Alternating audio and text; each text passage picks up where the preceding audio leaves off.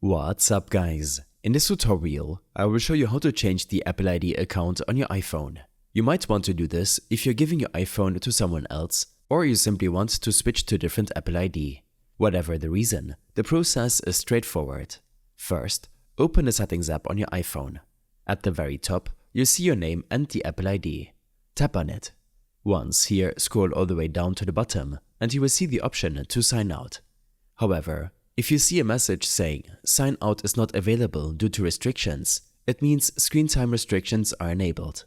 To fix this, go back to the main settings page and scroll down to screen time.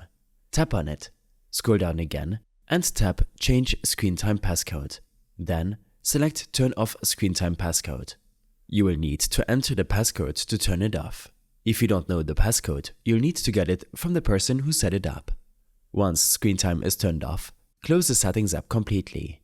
To do this, swipe up from the bottom of the app switcher.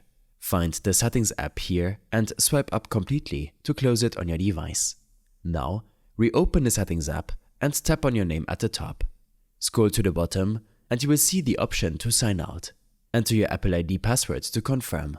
You will then see a pop-up asking if you want to keep a copy of your data, such as contacts, calendars or keychain on this device. If you want to keep any data, toggle these options on. If you don't, leave them off and tap Sign Out in the top right corner. After a few moments, your iPhone will sign out of your Apple ID. You'll then return to the main settings page where you will see a Sign into your iPhone option at the top. Tap on it to get started with a different Apple ID. I hope this helped you out. Leave a comment if you have any questions and see you in the next one.